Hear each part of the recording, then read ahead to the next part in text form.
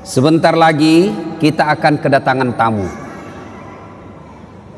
Tamu kita bukan Jokowi, bukan Prabowo, bukan Erdogan, tapi tamu kita bulan suci Ramadan. Tanggal berapa orang puasa? Tanggal berapa? Tanggal berapa? Lobet orang-orang di Batam ya. Kecil suaranya. Tanggal berapa? 6 atau 5? Hah? Nah, itulah orang Indonesia. Bingung kita, Pak. Satu Ramadan bingung. Ada yang bilang tanggal 5, ada tanggal 6. Tapi satu Muharram sama semua. Ya. Nah, kita akan kedatangan tamu namanya bulan suci Ramadan. Ibuku di kampung, kalau dia mau kedatangan tamu, maka dia segera berbenah diri. Rumah dipel, spraynya diganti, gorden diganti, bahkan menu makanan pun lain dari biasa. Bahkan dia bilang, potong kuah ayam, ada tamu mau datang. Coba, Masya Allah. Memang begitu mestinya kita dalam menyambut tamu, memuliakan tamu kita. Nah, insya Allah dalam hitungan beberapa hari lagi kita akan kedatangan tamu, yaitu bulan suci Ramadan. Bulan suci Ramadan ini banyak sekali namanya. 1, bulan puasa. 2, bulan penuh ampunan. 3, bulan penuh rahmat. 4, bulan dilipat gandakan segala kebaikan. 5, bulan ada di dalamnya bulan yang lebih mulia, satu malam lebih mulia daripada 1000 bulan. Banyak macam, subhanallah, banyak sekali nama-nama bulan suci Ramadan ini. Nah, untuk menyambut bulan suci Ramadan ini, apa yang mesti kita lakukan dan apa yang kita lakukan di bulan suci Ramadan? Apa yang perlu kita lakukan, persiapkan. Zaman saya dulu masih sekolah, itu kalau di Makassar kalau mau bulan Ramadan ada yang disebut minggu terakhir. Minggu terakhir itu dia senang-senang. Dia pergi ke pantai, tenggelam, terakhir betul. Ya, ada yang ngambil band, ya, elektron, nyanyi-nyanyi, bakar jagung, macam-macam. Tapi alhamdulillah lambat laun mulai hilang itu. Maka anak-anak milenial sekarang dia gantilah dengan istilah tarhib Ramadan, menyambut bulan suci Ramadan. Cuma saya kalau ceramah ini terganggu konsentrasiku kalau banyak anak-anak lari-lari. Itu lari-lari sana. Itu bedanya orang Kristen. Itu orang Nasrani kalau dibawa anaknya ke gereja, dikasih duduk itu di sampingnya. Duduk kau nak, dengar itu pastor pendeta ceramah, khotbah. Kalau kita, duduk. Ada bilang mamanya, Pima kau main nak. Pergi lah main itu anaknya. Dan begitu ditanya siapa anak itu, tidak ada yang mau ngakui, malu diakui anaknya. Ya, Bapak, saudara-saudara sekalian. Apa yang perlu kita lakukan menyambut bulan suci Ramadan ini? Yang pertama, kita harus mempersiapkan diri secara fisik. Kenapa? Ramadan itu, puasa itu puasa fisik. Puasa itu ibadah fisik. Tidak bisa orang puasa kalau sakit. Iya toh? Maka harus persiapkan fisiknya. Latihan dulu. Orang kalau main bola kan latihan dulu, bos. Mau main futsal tidak langsung masuk main bola langsung, tidak. Kenapa? Keram kau punya otot, bisa jadi cedera ototnya. Maka ada pemanasannya dulu. Apa pemanasan sebelum masuk bulan suci Ramadan? Maka dimulai dengan apa? Kita puasa Senin Kamis dulu. Memulai dengan puasa-puasa sunnah. Supaya masuk Ramadan tidak kaget perutnya. Kenapa? Dia sudah terbiasa mulai latihan. Maka persiapkan fisik dulu. Yang berikutnya, selain fisik kita persiapkan apa? Ilmunya. Datang di sini, datang pengajian-pengajian begini. Maka adik-adik sekalian, bacalah ilmu, baca kitab. Supaya apa? Masuk Ramadan kita tidak bingung. Adik-adik remaja, belajar fikih, belajar mana yang memakruhkan puasa, mana sunnah-sunnah yang lebih bagus, mana yang mengurangi pahala, puasanya tetap sah tapi kurang pahalanya. Bagaimana hukumnya mimpi basah ketika siang hari? Ini banyak saya lihat anak-anak milenial. Anak-anak SMA tuh, Ustaz, bagaimana hukumnya kalau kita lagi puasa siang hari mimpi basah? Ada tuh mimpi basah kalau siang tuh? Iya. Puasanya sah dengan catatan begitu bangun langsung pergi mandi. Bangun langsung mandi. Kalau mimpi. Kalau kreatif sendiri, batal. Batal puasamu bosnya. Nah, itu harus ditahu semua itu. Termasuk bapak-bapak. Ada yang tanya, Ustadz, ternyata kalau malam boleh berhubungan suami istri. Ya boleh selama itu kau nikah. Halal. Yang tidak boleh siang. Selesai sholat subuh sampai maghrib, jangan kau coba-coba. Kalau kau coba dekat-dekat istri dan kau offside, kartu merah. Apa dendanya?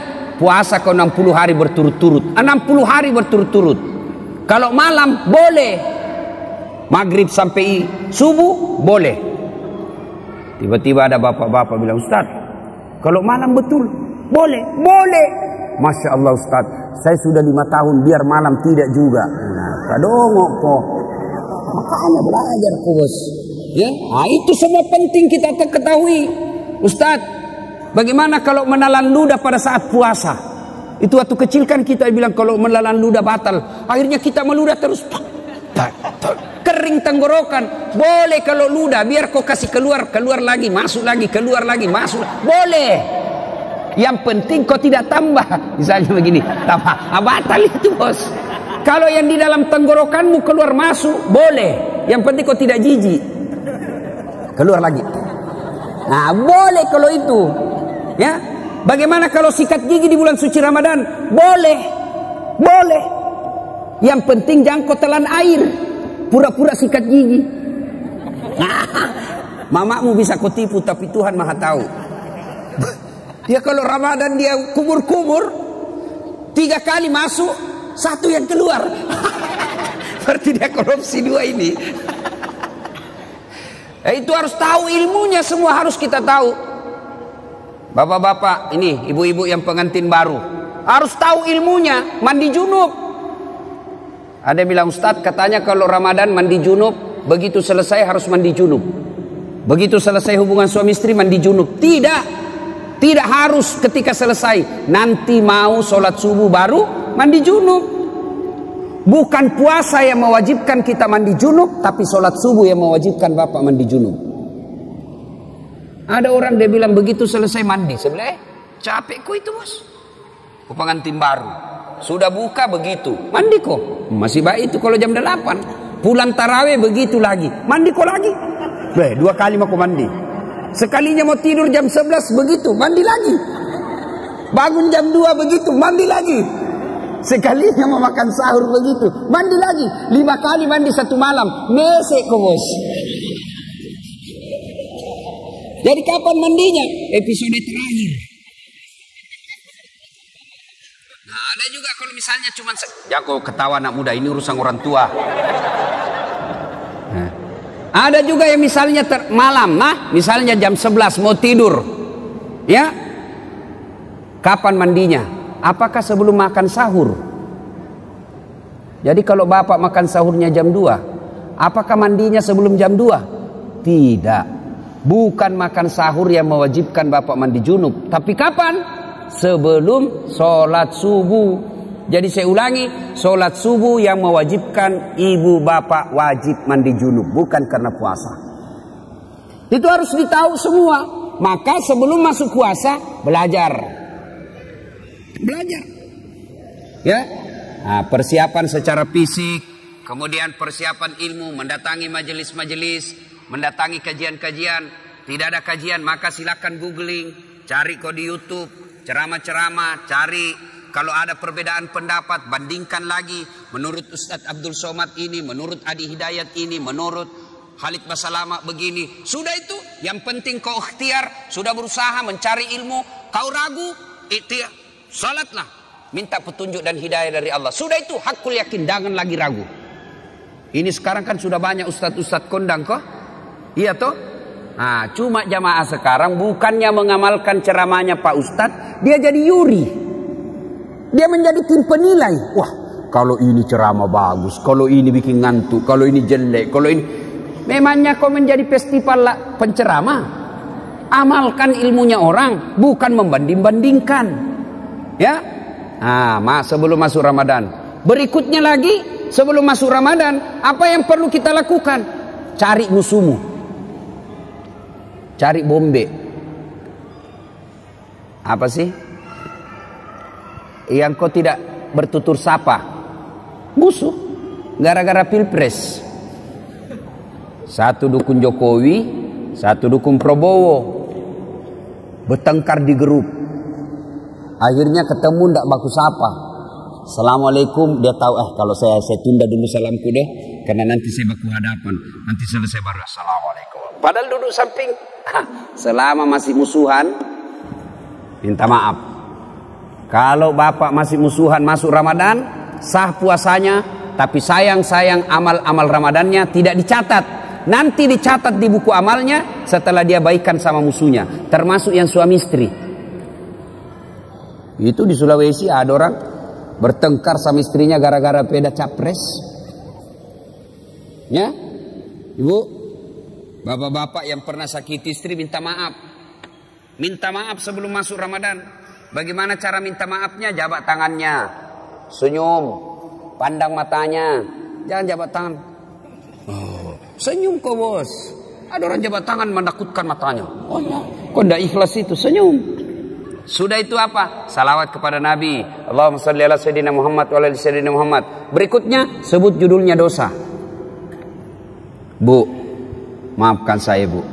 Kata istrinya, kenapa pak? Apa judulnya? Tidak enak saya ngomong sama kau ibu. Sebut, kata Ustaz Dasar harus sebut. Tidak enak. Betul kau tidak apa-apa? Tidak apa-apa pak. Apa? Mohon maaf ibu, saya pernah selingkuh. Dia bilang istrinya, tidak apa-apa bang, saya maafkan. Memang begitulah makhluk biasa, namanya manusia. Kadang-kala kita hilap. Saya maafkan bang, karena 2 bulan yang lalu saya juga selingkuh. Ya, nah selain itu Bapak Ibu sekalian, maka selain ya, pertama persiapkan ilmu, persiapkan fisik, bersilaturahim. Itu yang kita lakukan. Nah, masuk Ramadan, maka yang harus banyak kita lakukan, pertama banyak-banyaklah berdoa. Doa kadang-kala tidak diijabah gara-gara apa? Kita tidak tahu etika dan tata cara dalam berdoa. Kita harus tahu apa penyebabnya doa cepat diijabah. Saya ingin menceritakan sebuah kisah yang pernah dituturkan oleh Rasulullah Muhammad SAW. Abdullah bin Umar berkisah. Abdullah bin Umar ini anaknya Umar bin Khattab. Dia bercerita, Abdullah bin Umar, suatu kali kami mendengar Rasulullah SAW berkisah bahwa ada 3 orang pemuda melakukan musafir, perjalanan jauh. Tiba waktu malam, maka mereka mencari penginapan, tidak ada rumah. Maka mereka nginap di dalam gua. Tahu gua? Tahu gua, Dek? Tahu? Nah, itu batu lubang dalam gunung. Masuklah mereka bertiga, karena waktu itu tidak ada hotel. Masuk bertiga. Begitu mereka tidur, bangun. Saat bangun, didapatinya pintu gua sudah tertutup oleh batu. Jadi anggaplah ini, ya anggap. Ini mulut gua tertutup batu. Mereka bangun, Masya Allah. Inna lillahi wa inna ilaihi rajiun. Tertutup pintu. Dia dorong, tidak bisa terbuka. Dorong lagi, tidak bisa terbuka. Akhirnya satu di antara mereka berkata, ayo kita minta pertolongan Allah. Bagaimana caranya? Mari kita berdoa. Majulah orang pertama berdoa. Ya Allah, saya pernah mengurusi ibu saya. Saya bekerja di pasar. Setiap hari jika masuk waktu siang, waktu duhur, saya balik ke rumah saya dari pasar, jalan kaki berkilo-kilometer. Saya suapi ibu saya makan. Saya tuntun ibu saya makan. Selesai saya beri makan, saya kasih pakaian yang rapi. Lalu saya tuntun sholat duhur. Selesai semuanya, selesai makan, selesai sholat duhur, saya balik lagi ke pasar, mengurus dagangan saya. Tiap hari aku lakukan itu, ya Allah. Ya Allah, sambil dia kenang kebaikannya ini, dia berdoa kepada Allah. Ya Allah, jika mengurus orang tua, melayani ibu saya adalah kebaikan di sisimu, dan engkau merasa pantas membalasnya, maka saya mohon kepadamu ya Allah, kabulkan doaku, bukalah pintu gua ini. Tiba-tiba pintu gua bergerak.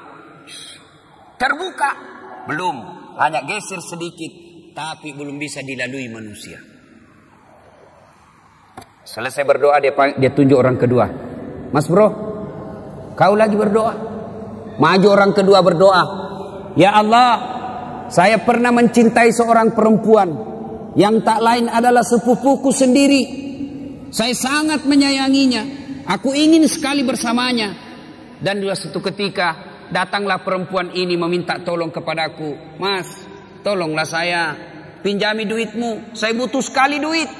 Katanya ini anak muda, boleh saya pinjami kamu, tapi dengan catatan temani saya tidur satu malam. Bagaimana caranya? Aku bukan muhrim. Terserah. Mau kau saya bantu? Itu. Kalau kau tidak mau, tidak usah. Saya tidak pinjami kau.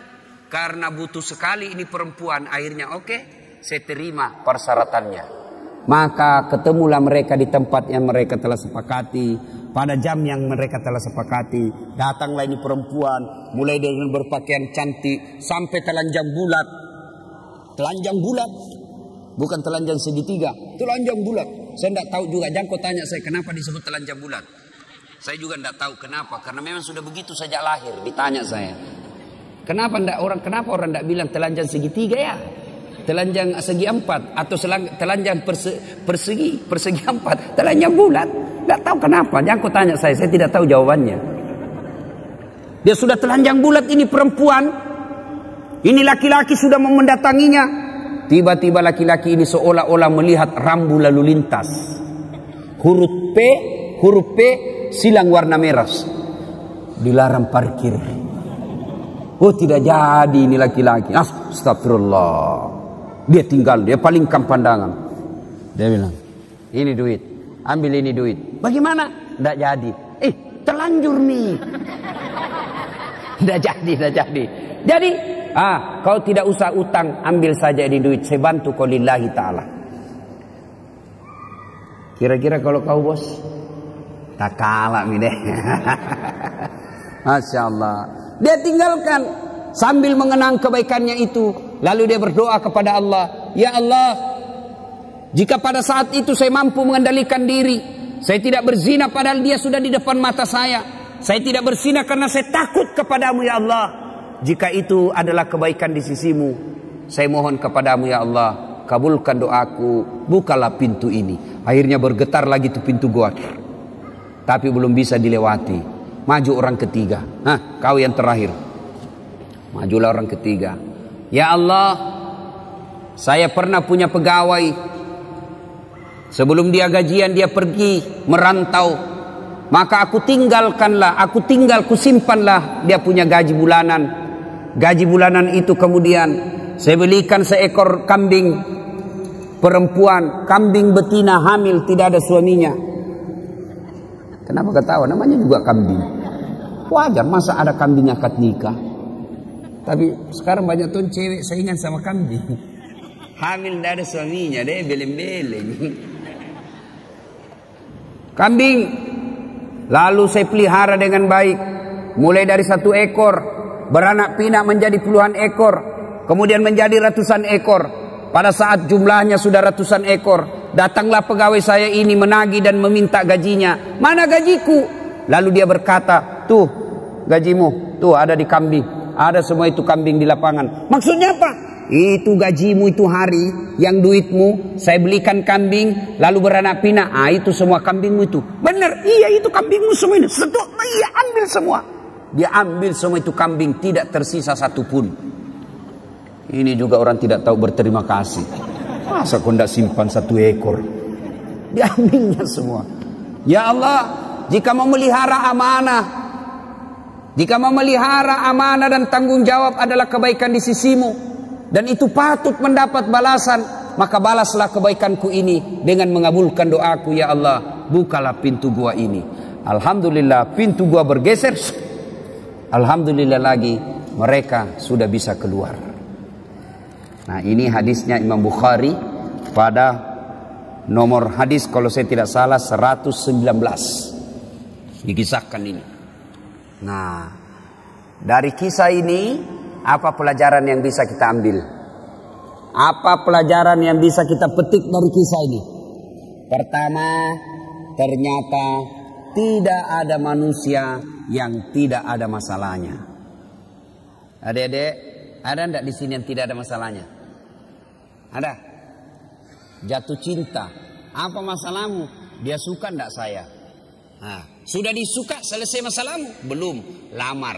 Dia terima enggak saya? Sudah dilamar, selesai masalah? Tidak, masalah baru. Apa? Uang panai. Orang Bugis uang panai, cocok enggak? Oke, diterima uang panai, masalah selesai itu, menikah. Sudah menikah, selesai masalah? Tidak. Apalagi mau punya rumah.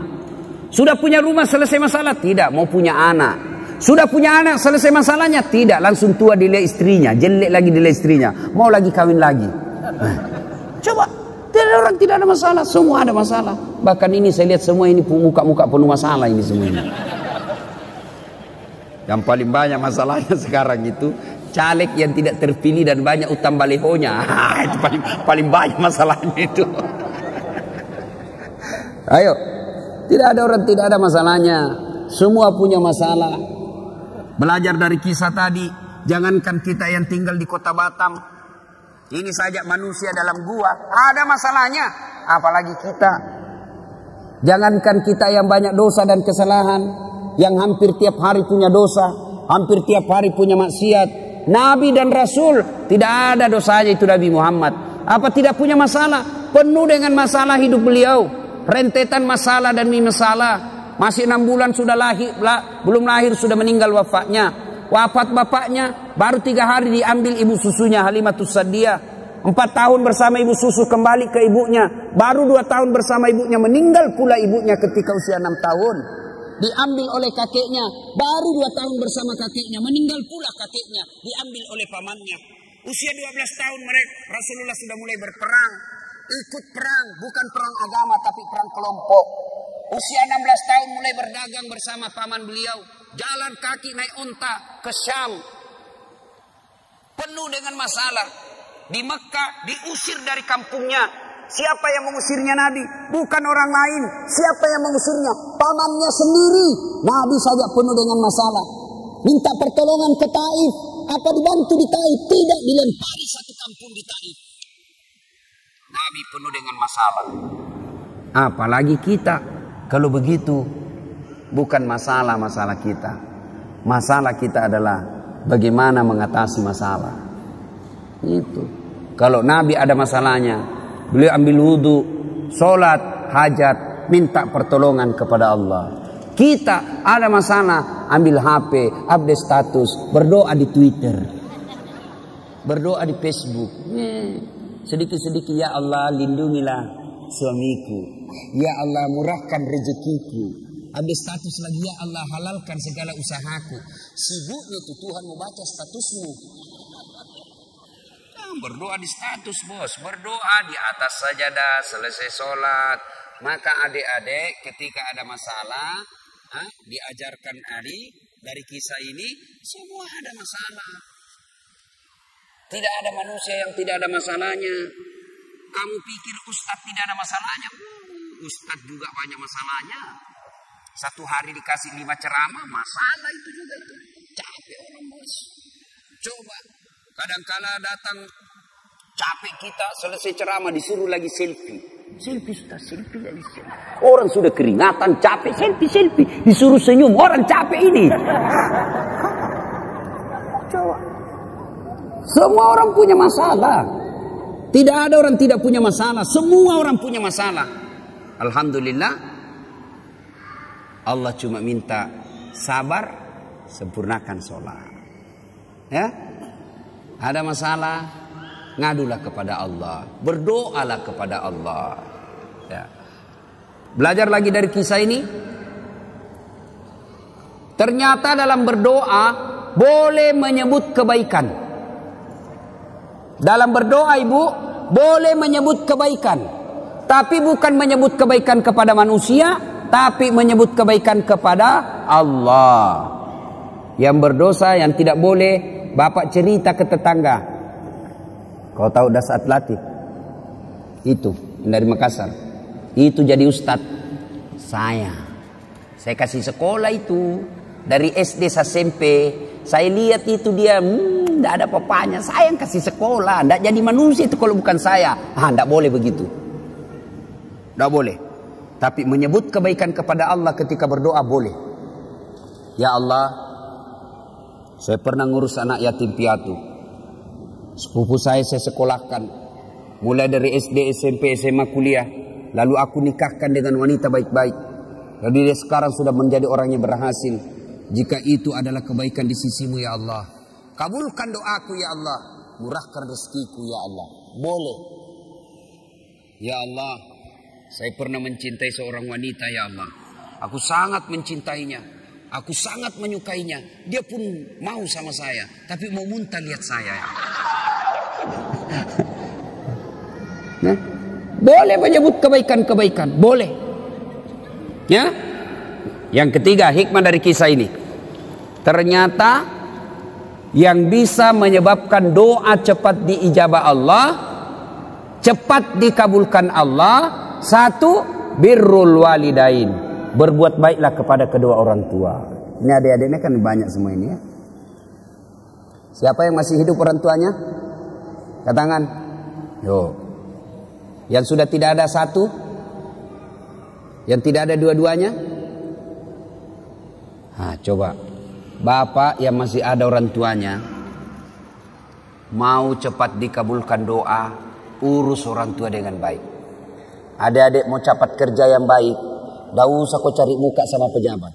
Kau sudah punya muka itu. Ada kan orang suka sekali cari muka. Siap Pak, siap. Apa siap? Lebih kau cari muka sama orang tua Allah. Dengan cara apa? Cari muka pada Allah. Dengan cara apa? Muliakan orang tuamu. Muliakan orang tua. Itulah sumber berkah. Banyak diantara kita cari berkah ke guru, cium tangan ulama, datang ke makam ini, ziarah ke makam ini. Lalu ibumu di rumah kau tidak urus, gimana mau baik hidupmu? Ada ndak orang yang mencintai kita seperti cintanya orang tua? Ada ndak orang yang sayang kepada kita melebihi cintanya orang tua? Tidak ada. Inilah orang tua yang sangat mencintai kita.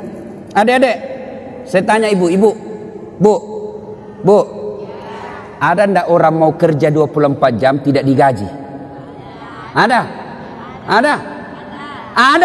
Siapa? Ibumu. Itulah orang tua, kerja 24 jam ngurus kita, ndak pernah minta digaji, malah dia yang kasih kita duit. Itulah orang tua. Kalau ada anak-anak kurang ajar, sekali-kali kau lihat itu ibu hamil. Lihat itu ibu hamil. Menderita itu ibu hamil, kasihan. Jalannya aja itu.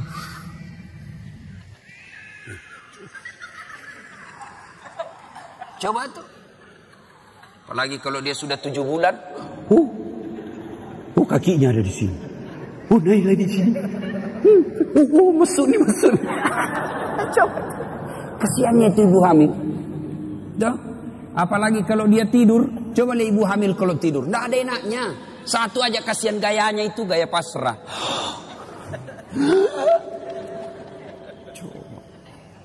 Ya bu ya. Apalagi kalau melahirkan. Ibu pernah bayangkan, masih ingat waktu melahirkan bu? Masih. Ada ibu-ibu melahirkan senyum. Mentang-mentang dia artis, keluar kok nak.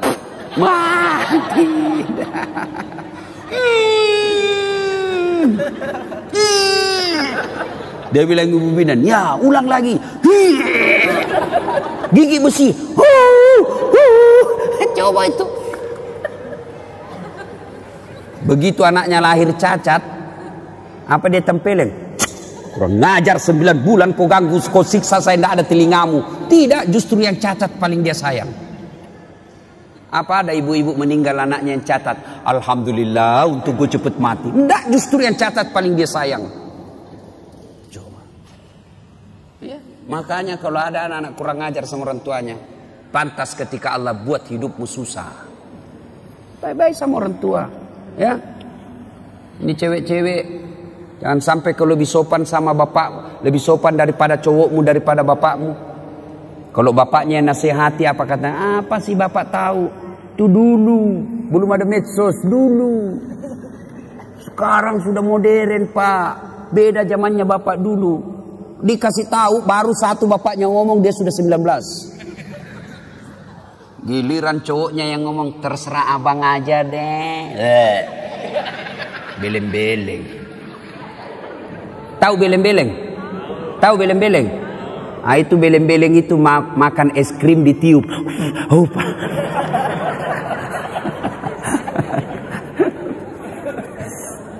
Iya.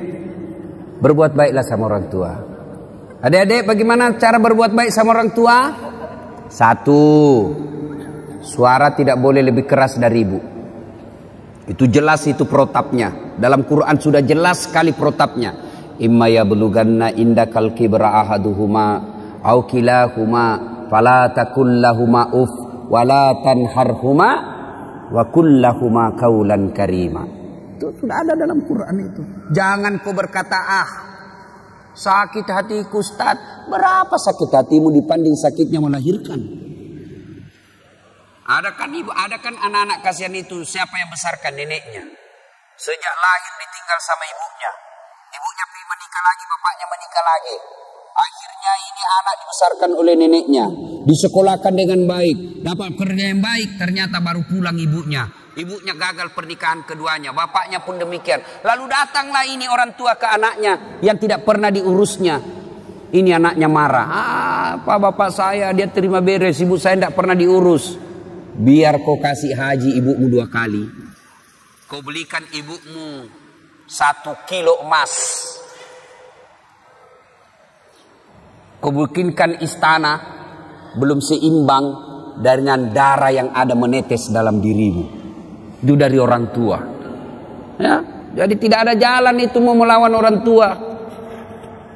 Belajar dari kisahnya Ibrahim alaihissalam. Ibrahim alaihissalam dapat, siapa namanya bapaknya Ibrahim? Siapa? Azor. Dia nyembah berhala. Ibrahim mau ribut sama bapaknya, mau lawan bapaknya. Apa kata Ibrahim? Kata Allah, sadar kau Ibrahim, bapakmu itu, tapi dia nyembah berhala ya Allah. Allah berfirman, bagaimanapun dia bapakmu, jangan kau lawan bapakmu. Ya?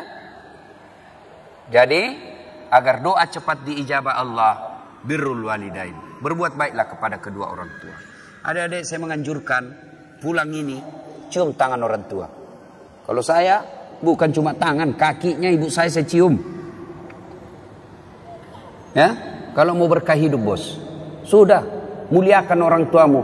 Allah yang ngurus kamu, bisa beli mobil, bisa punya rumah, mendapat istri yang baik. Caranya apa? Birrul walidain, berbuat baiklah kepada kedua orang tua. Yang kedua, yang menyebab doa cepat diijabah Allah adalah menghindari dosa dan maksiat. Bagi kita laki-laki, dosa yang paling besar itu apa? Dosa perempuan. Tapi ini perempuan, tolong kami kerjasama. Ya, kami ini laki-laki jaga mata, tolong kalian jaga akhlak. Biar kami setengah mati jaga mata, kalau kalian gentayangan susah. Masa kita mau jalan begini terus? Ada paha, ada dada, ya pasti dia dilihat barang bagus bos. Tapi jangan kok aniaya kami. Saya ini paling kasihan saya itu kalau di Makassar. Saya keluar rumah sholat duha dulu, berdoa dulu, zikir dulu. Baru 10 menit keluar dari rumah di jalan, habis saya punya zikir.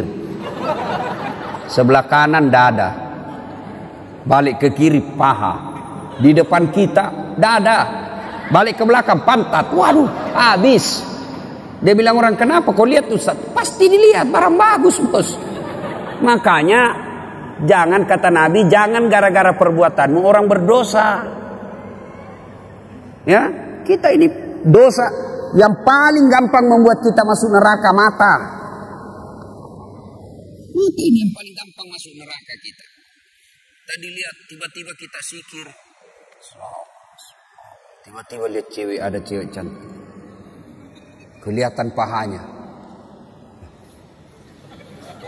Kira-kira kalau lagi duduk depan rumah lihat cewek kelihatan pahanya, apa kau baca cowok? Apa? Bukan alhamdulillah bos. Bukan. Apa diucapkan? Subhanallah, maha suci Allah yang telah menciptakan keindahan itu. Bukan itu paha dipuji, tapi Allah dipuji karena dia ciptakan itu paha indah. Maha suci Allah yang telah menciptakan keindahan itu. Itu pahala. Orang Bugis bilang dalemak galendrong. Rezekimu itu bos. Kapan batasnya? Batasnya kedipan. Begitu berkedip, istighfar, palingkan pandangan. Astagfirullah. Jangan juga setelah kau tahan kedipannya. Pas berkedip dia bilang astagfirullah. Tapi matanya tidak dipalingkan. Astagfirullah. Astagfirullah. Bukan begitu. Ya, jelas ya. Menghindari maksiat, menghindari dosa. Dan dosa buat kita ini anak muda, yang paling besar peluang kita berdosa adalah zina. Perempuan. Makanya adik-adik sekalian yang sudah sarjana atau sudah tidak punya cita-cita untuk kuliah, tamat SMA, dan kau sudah mulai pintar berdewasa mencari-cari nafkah, segeralah menikah. Tidak usah khawatir, rezeki Allah yang ngatur. Nah, menghindari maksiat, menghindari dosa. Dan yang ketiga, yang membuat doa kita cepat diijabah Allah adalah memelihara amanah. Amanah tidak mesti jabatan. Ini kita semua ada amanah kita. Tanggung jawab kita ada. Ibu bapak orang tua tanggung jawabnya apa? Ngurus anak. Ketua RT amanahnya apa? Ngurus rukun tetangga. Caleg amanahnya apa? Suara rakyat. Itu semua amanah. Orang yang memelihara amanah maka akan mengabulkan, akan menyebabkan cepat doanya dikabulkan Allah. Saya bukan caleg Ustadz, anggota DPR bukan, ketua RT bukan, ketua organisasi bukan. Apa amanah yang Allah berikan kepada kita? Amanah yang Allah berikan kepada kita adalah anggota tubuh. Ini semua nanti akan ditanya. Mata kita akan ditanya, tangan kita akan ditanya, kaki kita akan ditanya. Dalam Al-Quran kan Allah jelaskan, Bismillahirrahmanirrahim, Al-yawma nahtimu ala afwahihim wa tukallimuna aydihim wa tashhadu arjuluhum bima kanu yaksibun.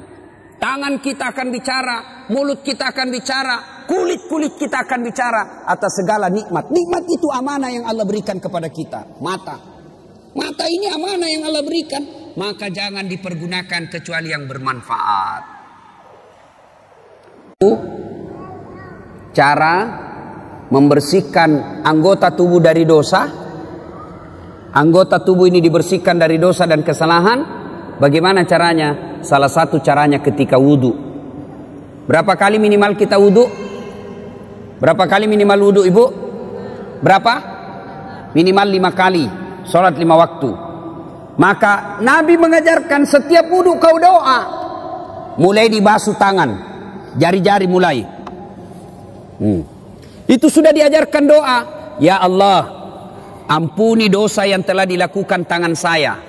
Tangan kanan jari-jarinya masuk, jari-jari kiri masuk. Yang panjang kukunya hati-hati, bisa masuk setan di situ. Sambil berdoa, ya Allah, ampuni dosa yang telah dilakukan tangan saya. Apa dosa tangan? Orang Makassar bilang kokbi. Apa kokbi? Colek. Teman SMA dicolek. Coleknya dengan nafsu. Bisa itu dibedakan bos, colek teman dengan colek syahwat. Kalau colek teman sedikit saja dia.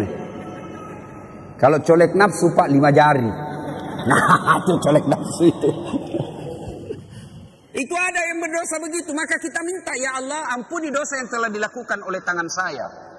Lalu dibasuh lagi mulut. Kita berdoa lagi, ya Allah ampuni dosa yang telah dilakukan mulut saya. Disunnahkan masukkan jari-jari. Syukur-syukur kalau bisa sikat gigi.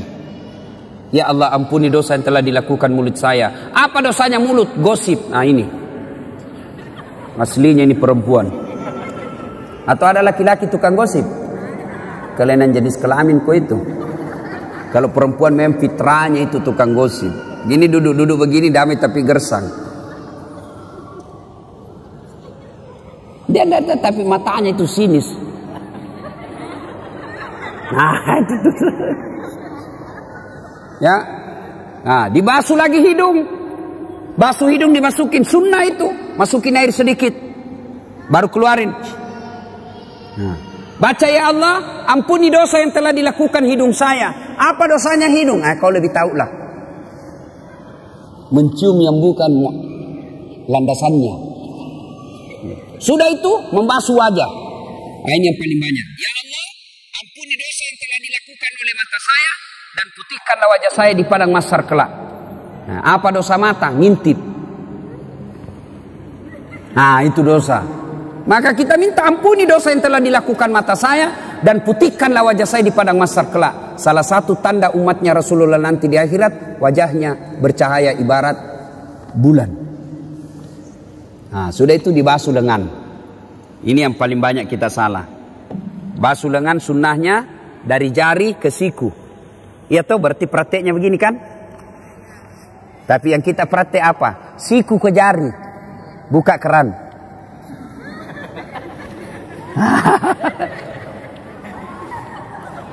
Salahkah? Tidak salah, tapi tidak sunnah.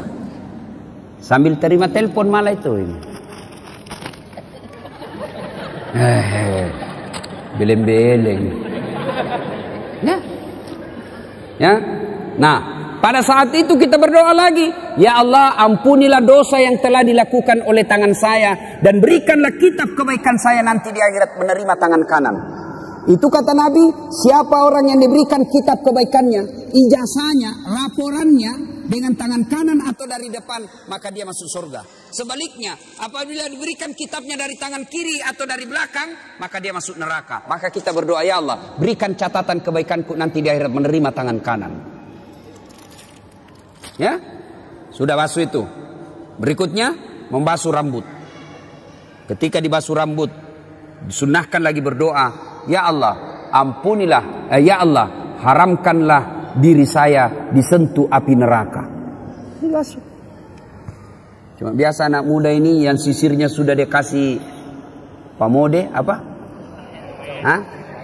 Pamode apa? Pomade. Ah, itulah. Kita dulu waktu kecil Pak, tidak banyak jenisnya merek rambut. Anu ji, Tanco. Kalau ngambilnya tidak cukup 1 jari, 2 jari ngambilnya. Baru itu sudah. Pas kena matahari keluar semua keringat di sini. Tanco. Sudah tanco modern sedikit apa? Minyak kemiri. Sekarang sudah baca cukurnya saja anak-anak sekarang model macam-macam. Ada sungainya. Ada kayak got di sini. Dia ganti gotnya di sini, ada juga di sini. Masya Allah. Sudah dikasih lah itu pamod. Rambutnya tidak mau goyang. Akhirnya wuduknya dia begini saja. Beleng-beleng. Ya, tidak sah itu wudukmu, pasti.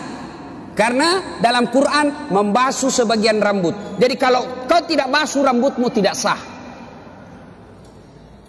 Ya Allah, haramkanlah diri saya disentuh api neraka.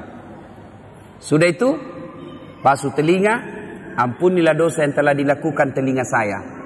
Dan basuh kaki, ya Allah, ampuni dosa yang telah dilakukan kaki saya. Dan lekatkanlah kaki saya di jembatan Siratal Mustaqim nanti. 5 kali bos kita berdoa sehari semalam. 5 kali. Masa Allah tidak ampuni dosa? Cuma yang jadi masalah, kadangkala kita wudu buru-buru. Selesai. Bahkan sambil menyanyi. Yo ayo, ay. Ya? Nah, saudara-saudara sekalian, inilah 3 yang membuat doa kita cepat diijabah Allah. 1, birrul walidain. 2, hindari maksiat. 3, memelihara amanah. Kalau 3 hal ini dilakukan pada saat bulan suci Ramadan, maka banyak-banyaklah meminta kepada Allah. Dalam bulan suci Ramadan, Allah malu tidak mengabulkan doanya orang-orang yang berdoa. Maka manfaatkanlah bulan suci Ramadan, banyak-banyak berdoa. Saya sudah berdoa Ustaz, sudah saya lakukan itu yang tidak sunnah tadi ini. Kenapa doaku tidak dikabulkan Allah? Berarti apa yang kalian minta tidak baik buat kalian. Ya Allah, mudah-mudahan suamiku bisa beli mobil. Malah mobil terjual. Allah tahu ibu, kalau ada mobilnya suami dipakai selingkuh. Allah tahu. Ya Allah, mudah-mudahan saya bisa lulus universitas terkemuka sesuai cita-cita dan impianku. Tidak lulus, jangan sangka buruk, sangka baiklah. Berarti apa yang kalian itu minta tidak baik buat. Ya Allah, mudah-mudahan bapakku tulus nyalek, kok tidak lulus, tidak lolos. Berarti bukan itu yang terbaik. Dan Rasulullah Sallallahu Alaihi Wasallam pernah mengisahkan di surga kelak ada orang masuk surga lalu diberi hadiah oleh Allah. Nih hadiahmu, ini banyak sekali hadiah. Lalu orang ini berkata, ya Allah, banyak begitu kau kasih saya. Rasanya amal yang saya lakukan di dunia tidak sebanyak ini. Kenapa banyak begini? Ibaratnya amalnya cuma 5, Allah kasih 5.000. Lalu Allah menjawab, ketahuilah, itulah doa-doamu yang tidak aku kabulkan ketika kau hidup di dunia. Karena saya tahu kau tidak mampu memikul apa yang kau minta itu. Berarti tidak ada doa yang tidak diijabah. Yang ada adalah Allah menunda doanya selama doa itu kita lakukan dengan sebaik-baik. Ibu bapak saudara-saudara sekalian, inilah tausiah kita pada hari ini. Mudah-mudahan ada manfaat dan kebaikan di dalamnya. Selamat memasuki bulan suci Ramadan. Kita berdoa, lagi berapa hari? Kurang lebih 8 hari lagi. 8 hari belum tentu masih hidup bos, 8 hari. 8 hari itu masih bisa kita meninggal 3 kali. Maka salah satu doa yang diajarkan menjelang Ramadan, ya Allah, pertemukan aku bulan suci Ramadan, panjangkan umurku supaya saya bisa menikmati bulan suci Ramadan. Ibu bapak saudara-saudara sekalian, inilah tausiah kita, mudah-mudahan ada manfaat. Saya tidak tahu apa ada tanya jawab atau tidak. Tidak ada kan? Tidak ada ya. Mana panitia? Saya sih berharap ada pertanyaan bagus, tidak ada lebih bagus lagi. Capek saya ini. Asli ya. Mungkin pengaruh umur. Dulu saya pernah ceramah di Makassar 13 kali satu hari. Nah, sekarang mulai capek saya kalau terlalu banyak. Dan ternyata kualitas ceramah itu juga dipengaruhi oleh kualitas kelelahan kita. Kalau mulai lelah, otak pasti tidak bisa maksimal. Kalau ada mau bertanya silahkan. Ada sesi tanya jawab? Tidak. Kalau dulu di Unhas Teknik ya. Ya saya sudah ingat. Bukan saya, karena tadi itu bos matahari dari sana lebih terang, jadi silau. Saya sudah ingat ya. Nah, ini teman saya yang termasuk cerdas. Lebih cerdas dari saya, cuma beruntung saya jadi ustaz. Ya, dulu waktu saya SD kecil pak, kecil memang kecil, sampai sekarang masih kecil. Ya, nah amalan-amalan apa? Tentu amalan-amalan yang disunahkan Rasulullah itu yang dalil-dalilnya kuat adalah qiyamul lail. Apa itu? Salat malam. Ya, mau tahajud boleh, tarawih. Jangan sampai lepas itu tarawihnya. Ya, ibu-ibu, saya tanya ibu, boleh enggak tarawih sebentar malam? Boleh tarawih sebentar malam? Kok ragu-ragu? Adik-adik, boleh tarawih sebentar malam?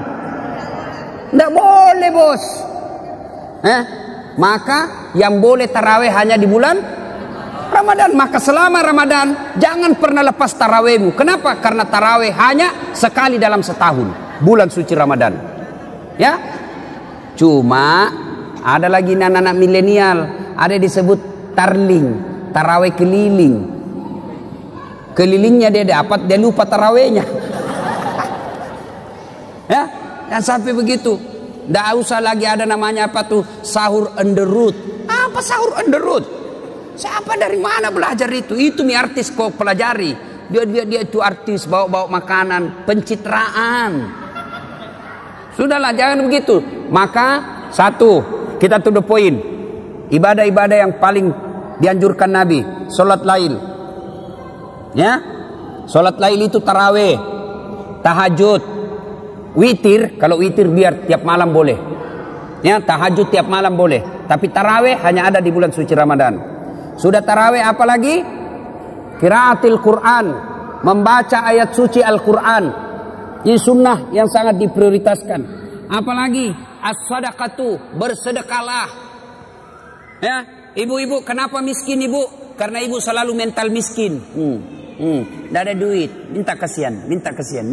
Nah, maka ibu miskin. Coba kalau selalu sedekah, mau 5.000, mau 1.000 terserah. Adik-adik biasakan sedekah, mulai dari kecil. Kau dapat duit dari bapakmu 10.000, sedekahkan 100 perak. Mulai belajar sedekah. Allah tidak lihat berapa jumlahnya, yang Allah lihat keupayamu untuk bersedekah. Ya. Apalagi ibadah-ibadah yang disunnahkan, doa. Banyak-banyak berdoa. Yang keenam, apalagi banyak-banyak bertobat. Taubat itu taubat bilisan. Astagfirullahaladzim. La ilaha illa anta subhanaka inni kuntu minadz dzalimin. Itu enaknya kalau kita pakai begini. Coba lihat kalau pegang begini. Otomatis itu kita langsung zikir. Tidak ada orang pegang begini dalam kote 2. Bongkrongko 4. Rambulan 1 bungkus. Tidak ada itu ya. Nah, meskipun ada juga orang bilang bid'ah. Bid'ah ini tidak ada pada zaman Nabi. Bid'ah. Biar kau bilang bid'ah. Yang penting saya lakukan. Kalau mau bilang bid'ah boleh. Yang penting jangan kau bilang sesat. Ini kan gampang sekali orang kadang-kala menyesatkan sesamanya muslim. Nah, banyak lagi ibadah-ibadah sunnah-sunnah yang dilakukan. Tapi prioritas itu yang dilakukan sudah cukup. Lebih dari cukup. Ya. Terima kasih bos. Semenit. Wah. Mau tahu? Coba lihat rahasia Allah. Mana pernah kita pikir ketemu saya di sini, di Batam? Mana pernah? Tidak pernah kita bayangkan dulu waktu SD kita tinggal dengar aja namanya Batam, tidak pernah. Ya, jadi Allah punya rencana, maka hidupmu tenang kalau kau pasrahkan saja kepada Allah. Ada lagi bu? Ibu, itu ada satu. Ya, apalagi bu? Sebelum masuk Ramadan, tuh. Nah, ibu supaya dapat pahala gampang, saya ajari bu. Itu kalau ditunda-tunda bayar kalah, bayar lepas, biasanya repot balas bayarnya. Memulai puasa lagi tuh repot. Maka gimana caranya ibu? Begitu selesai Idul Fitri, oke, tunggulah 1 minggu sampai habis kue. Kan karena 1 minggu ini banyak serangan. Tapi saya yakin ini Lebaran kali ini sedikit orang bikin kue. Kenapa? Banyak musuhan tetangga gara-gara pilpres. Jadi tidak datang bertamu. Sudah masuk 1 pekan, maka ibu langsung ganti puasa. Ya, ganti puasa. Nah, kenapa dianjurkan di bulan Syawal? Karena ibu dapat pahala ganda.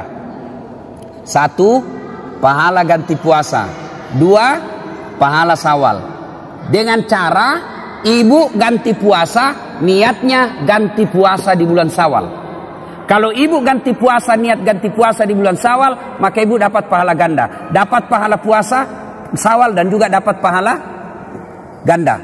Itu menurut ulama satu yang lain. Yang lain ada pendapat ulama lagi yang mengatakan tidak boleh digandeng-gandeng begitu.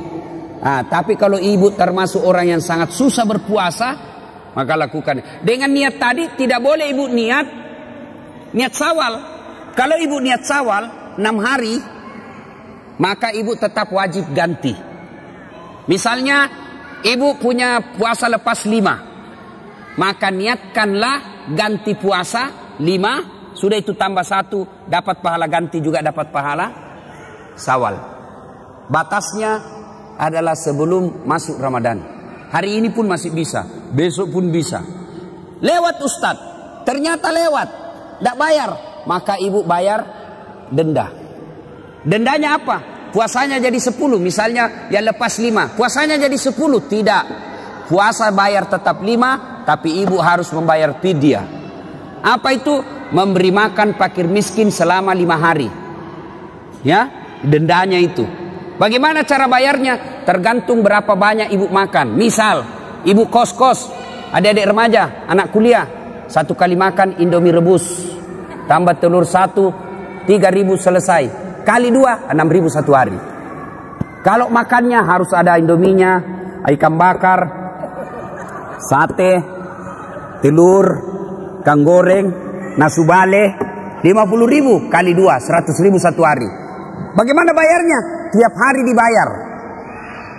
Apa tidak boleh bayar sekali nanti selesai lebaran? Tidak boleh, harus bayar.